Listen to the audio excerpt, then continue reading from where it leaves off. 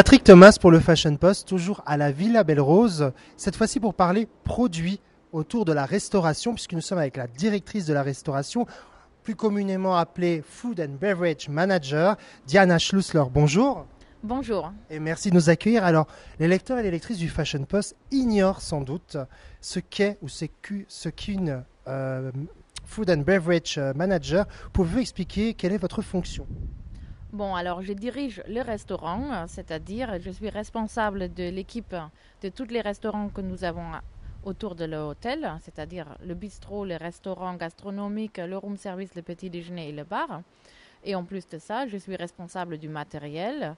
Je m'en occupe de la cuisine en disant que je suis la responsable à écrire et imprimer les menus pour le chef. Et en gros, c'est ça.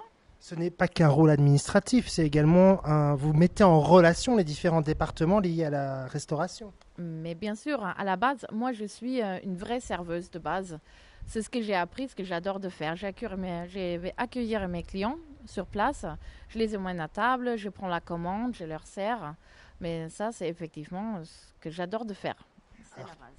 Quel est votre parcours professionnel ? Comment êtes-vous arrivé jusqu'ici à la Villa Belle-Rose ? Ça, c'est une très bonne question. Comme j'ai dit, je suis vraiment passionnée par mon travail. J'ai commencé en Allemagne dans un autre hôtel 5 étoiles de luxe. À l'époque, c'était une relais château. Et j'ai voulu toujours évoluer. Alors, j'ai continué en Allemagne. Je suis partie en Autriche et en Suisse. Un moment sur l'autre, je me suis retrouvée ici à la Villa Belle-Rose, en tant que chef de rang. Et voilà, j'ai adoré cet hôtel. J'adore nos clients parce que c'est vraiment des clients super sympas. Et depuis, je ne suis plus jamais partie. Je reviens chaque année. Vous êtes tombée également amoureuse de la région, j'imagine. Bien sûr, hein, c'est la Côte d'Azur, c'est Saint-Tropez, c'est la belle vie, hein, si on veut. C'est quoi la définition pour vous de Saint-Tropez ? Au-delà de tous les clichés qu'on peut se faire. Alors, Saint-Tropez, c'est un tout petit village au bord de la mer, avec une ancienne port un peu vieux. Pittoresque et charmant. Voilà, tout à fait, charmant surtout, avec ses peintres et son clocher, les petits restaurants typiques, pas celui-ci qui sont forcément au bord de la mer, mais celui-ci qui monte dans les petites rues. Après, vous avez l'entourage, vous avez Gassin, un tout petit village également plein de fleurs. Vous avez Cogolin, là où j'habite, c'est un village de travailleurs. C'est vraiment là où on vit.